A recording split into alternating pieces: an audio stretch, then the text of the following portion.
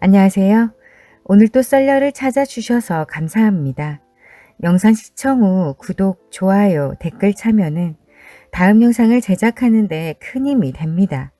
오늘의 사연 시작합니다. 안녕하세요. 저는 30대 초반이고 여자입니다. 저는 저의 남편의 이야기를 하려고 해요. 바로 남편과 상간녀의 이야기입니다. 이렇게 글을 쓰는 데까지 몇 번을 망설였는지 모릅니다. 남편이 바람 피운 것이 다 제가 못나서 그런 것 같았거든요. 그래서 정말 이런 나쁜 사람하고 살을 맞대고 살았구나 싶더라고요. 한동안 자괴감에 빠져서 살았어요. 심지어는 우울증에까지 걸렸습니다. 하지만 저의 이야기를 다 들으시고 난 뒤 여러분의 공감과 응원해 주시는 말씀을 듣고 힘을 내려고 이렇게 사연을 쓰네요. 저는 한 남편의 아내이자 평범한 회사원이었어요. 지극히 평범해서 어느 누군가가 인생에 힘든 일이 있었냐고 물어보면 선뜻 떠오르는 일이 없을 정도였습니다. 하지만 평범함 속에서 소소한 것에 만족하고 행복해하면서 살았어요. 퇴근해서 녹초가 되었지만 집에 들어와서 남편하고 저녁을 먹으며 마시는 맥주 한 잔으로 직장 생활로 받은 스트레스를 날려버리고 내일을 또 힘차게 준비하며 살았죠. 정말 큰 걸 바라지 않고 작은 것에 만족하는 그런 한 사람이었습니다. 그런데 그런 저의 인생을 풍비박산 내버린 한 여자가 있습니다. 그건 바로 제 남편과 외도를 한 여자입니다. 흔히들 말하는 상간녀죠. 남편은 술을 마시기를 좋아하는 사람이었어요. 그리고 친구들 만나는 것도 좋아했었죠. 그래서 남편은 밤늦게 들어오는 경우가 정말 많았어요. 결혼 전에는 남편이 그 정도인지 몰랐어요. 그냥 친구를 좋아한다는 것 정도만 알았어요. 같이 있을 때 친구들한테 전화나 문자가 엄청 왔었거든요. 아마 만나서 술을 마시자는 연락이었겠죠. 남편은 저랑 같이 있어서 힘들겠다고 했고요. 하지만 진실은 정반대였습니다. 저를 집에 데려다주고 친구들 만나러 간 거죠. 저는 남편이 집에 도착했다는 말을 믿었고요. 또 저희는 서로 일을 하고 있었기 때문에 매일 같이 만나지는 못했었거든요.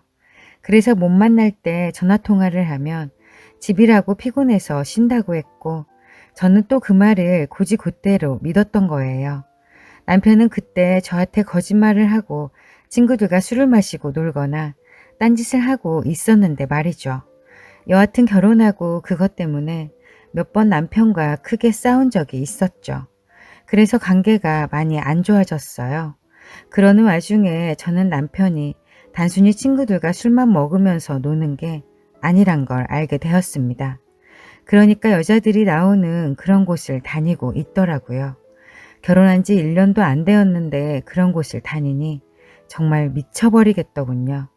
처음 걸렸을 때 남편이 저한테 말하기로는 친구들이 하도 가자고 해서 한 번 갔고 자기는 여자 없이 술을 마셨대요. 그래서 처음이고 분위기에 휩싸여서 어쩔 수 없었겠지라는 생각으로 용서해 줬어요. 대신 다음에 또 가게 되면 국물도 없다고 했고 남편도 다신 안 가겠다고 약속했어요. 그런데 그 뒤로 몇 번 저한테 걸렸죠. 그러다 총각 때부터 다닌 것을 알게 되었어요. 한두 번 가본 게 아니고 완전 중독 수준이었어요. 그래서 한바탕 난리를 치며 이혼하자고 했어요. 그랬더니 남편이 잘못했다고 하며 죽어도 이혼만은 못하겠다고 하더군요. 그러면서 저에게 무릎까지 꿇으며 울면서 매달리더라고요. 다시 한번 가면 그때는 제 뜻대로 하겠다고요. 그렇게 거의 한 달 동안 냉전 중이었는데 남편은 마음고생이 심했는지 눈도 퀭하고 살도 많이 빠진 거예요. 그래서 남편을 용서하고 넘어가기로 했습니다. 다시는 그런 곳에 가지 않을 거라는 남편의 약속을 또 한 번 믿은 거죠. 그런데 그런 곳에 맛을 들인 사람은 빠져나오기가 힘든가 봐요. 저는 정말 힘들게 남편을 용서했는데 남편이란 작자는 술집 여자와 눈이 맞아 연애하고 있었어요.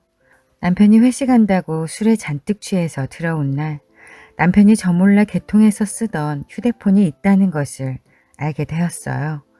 주머니에서 휴대폰이 2개가 나온 거였습니다. 다행히 잠금 패턴은 같더라고요. 휴대폰 안에 들어있던 내용은 기가 막혔어요. 내용을 보아하니 결혼하자마자 만든 거였어요. 저한테 걸린 것은 정말 빙산의 일각이었던 거죠. 친구들과 업소에 가려고 약속을 잡는 문자부터 거기에서 만났던 여자들과 나눈 문자까지 있었어요. 정말 태폐적이라 차마 내용까지는 못 쓰겠네요. 그런데 그것도 모자랐는지 지속적으로 만나고 다니는 여자가 있었어요. 나이는 22살에 정말 예쁘게 생겼더군요. 남편은 그 여자한테 엄청난 돈을 썼더라고요. 화장품부터 시작해서 귀금속 그리고 명품백까지 사달라고 하지도 않았는데 알아서 척척 사줬어요. 먼저 이거 사줄까 저거 사줄까 이러면서요.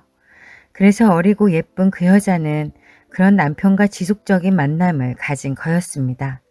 그리고 남편은 그 여자한테 제 험담까지 했더군요. 아, 마누라 때문에 진짜 미치겠다. 내가 어디서 술을 마시는지 여자를 만나는지 항상 감시하고 의심해. 내가 아니라고 해도 믿지 않고 고집이 장난이 아니야. 얼른 빨리 이혼해버리고 우리 이쁜이랑 결혼해야겠어. 내가 얼마나 이쁜이 사랑하는지 알지? 조금만 기다려. 알겠지? 응, 당연히 잘 알지. 그러게 왜 그런 여자랑 결혼을 했어. 지 잘난 맛에 사는 별 볼 일 없는 여자 같은데. 빨리 이혼하고 나랑 살아. 내가 오빠 많이 사랑해줄게. 저는 손이 부들부들 떨렸어요. 자고 있는 남편의 얼굴을 주먹으로 내리쳤고 집에서 쫓아냈습니다. 자다가 놀라서 깬 남편은 속옷만 입은 채로 쫓겨난 거죠. 남편은 현관문을 쾅쾅 두들기고 난리를 치더군요. 그래서 네가 지금까지 한 짓거리 다 알고 있으니 당장 꺼지라고 했어요. 그랬더니 남편은 미안하다고도 하지 않더군요. 그래, 이혼하자. 나도 너 같은 여자랑 참고 살기 싫다. 너처럼 독하고 억센 여자는 처음 본다. 너랑 결혼한 내가 바보다. 여자가 되어가지고 관리도 하지 않고 돼지처럼 살이나 디룩디룩 쪄서 여자로서 매력도 하나 없는 여자를 데리고 살아줬으면 고마운지 알아야지 라고 하면서 저한테 쌍욕을 하더라고요. 그 말을 듣는데 치욕스러워서 눈물이 났어요. 제가 조금만 먹어도 살이 찌는 체질이라 먹고 싶은 건 많아도 꾹 참고 관리를 했었거든요. 그런데 결혼하고 나서 남편 때문에 스트레스 받아서 폭식했더니 살이 좀 쪘거든요. 진짜 내가 누구 때문에 이렇게 살이 찐 건데 그것을 약점 잡아서 공격하다니 어이가 없었죠. 그런데 진짜 큰일은 지금부터예요. 저는 그 상간녀를 만났습니다. 그 여자가 일하는 업소로 찾아갔어요. 그리고 옥상으로 가서 이야기하게 되었어요. 만나자마자 저는 단도직입적으로 상간녀 소송을 할 거라고 했어요. 너는 아직 어려서 뭘 모르나 본데 가정 있는 남자와 그런 짓거리를 하고도 괜찮을 줄 알았냐고 했어요. 저는 그 여자가 잘못했다고 빌지는 않더라도 겁은 먹은 줄 알았어요. 어린 나이였고 세상 물정을 잘 몰라서 그렇게 한 거라고 생각했거든요. 그런데 절대 아니었어요. 제 말을 듣고 한다는 소리가 소송하든가 말든가 알아서 하세요. 내가 그딴 걸로 눈 하나 깜짝할 줄 알아요? 그리고 아줌마가 잘못해서 남편이 바람난 걸 왜 나한테 그러는 거예요? 아줌마가 잘했어도 오빠가 나한테 왔을까요? 아줌마, 이렇게 나 찾아와서 이럴 시간에 자기 관리에 좀 신경을 써요. 그따위로 생겨먹었으니까 남자가 도망가지. 이렇게 받아치는데 정말 화가 나더군요. 그래서 너같이 몸을 함부로 굴리던 애가 어디서 그딴 소리를 하냐고 했죠. 나이도 어린 게 발라당 까져가지고 돈이 필요하면 일을 해서 정당하게 벌어야지. 그렇게 남자 꼬셔서 돈 뜯어내는 게 잘하는 짓이냐고 했어요. 그리고 그 여자를 밀쳐버리고 가려고 했습니다. 그런데 계단을 내려가는 저를 뒤에서 밀어버렸어요. 그 바람에 저는 계단에서 구르면서 머리를 찧었고 그 자리에서 바로 의식을 잃고 쓰러졌습니다. 저는 구르면서 머리를 심하게 부딪혔는지 사경을 헤맸습니다. 하지만 저는 다행히 겨우 깨어나게 되었어요. 친정엄마와 여동생이 연락을 받고 와 있었어요. 친정엄마는 제가 잘못되는 줄 알았다고 펑펑 우시더군요. 그런데 여동생이 소름 끼치는 이야기를 하더군요. 응급실에 와보니 남편과 그 상간녀가 있더래요. 남편은 기가 막히게도 상간녀를 저와 친하게 지내는 동생이라고 소개했고, 제가 계단에서 발을 잘못 디뎌서 혼자 넘어져서 사고를 당했다고 했다는 거예요.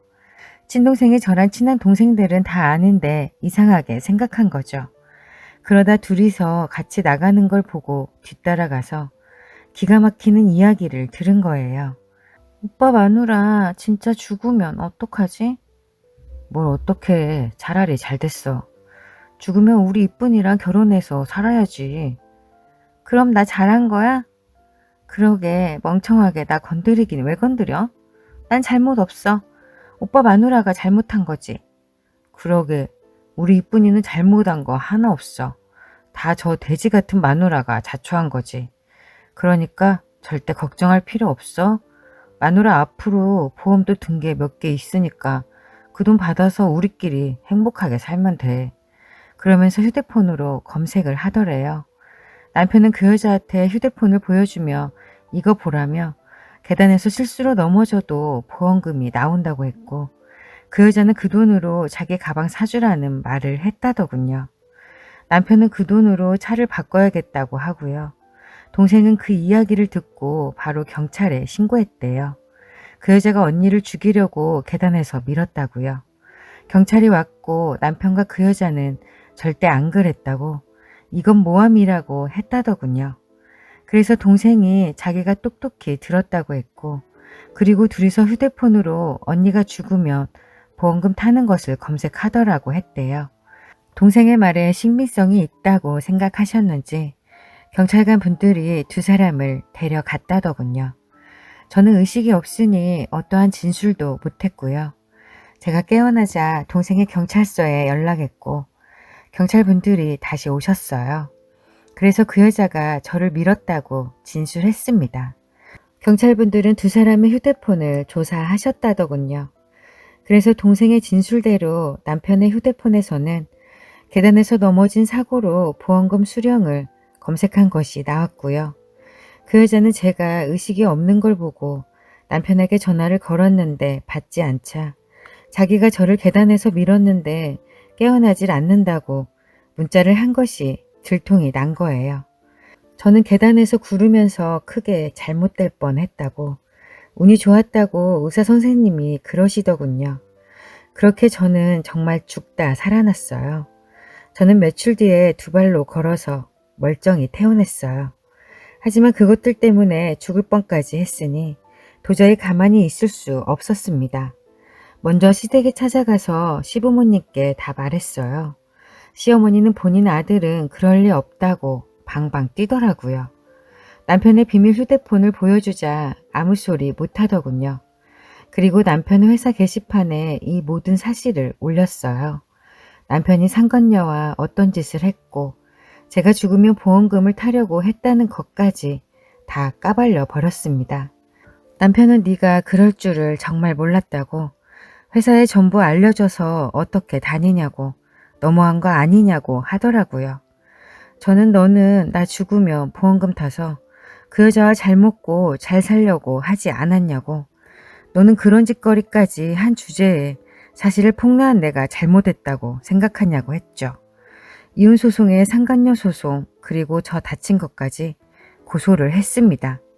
저는 위자료를 받고 이혼을 했어요. 남편은 결국 회사에서 잘리고 말았죠. 그리고 그 상간녀는 징역형을 받았어요. 몇 달 전에 손님하고 싸워서 때렸는데 그때 집행유예를 받은 상태였던 거죠. 그렇게 모든 것이 정리되었습니다. 복수를 한다고 했는데 기분이 좀 그러네요. 다 끝나고 개운할 줄 알았는데 아니더군요.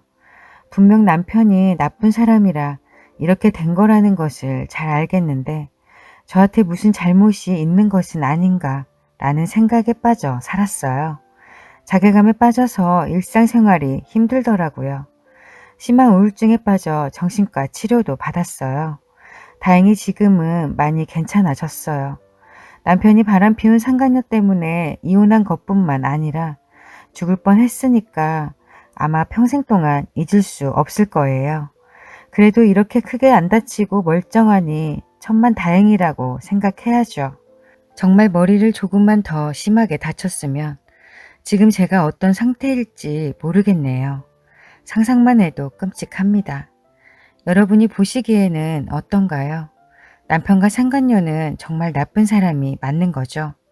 소중한 의견 댓글로 남겨주시면 하나하나 전부 읽어보겠습니다.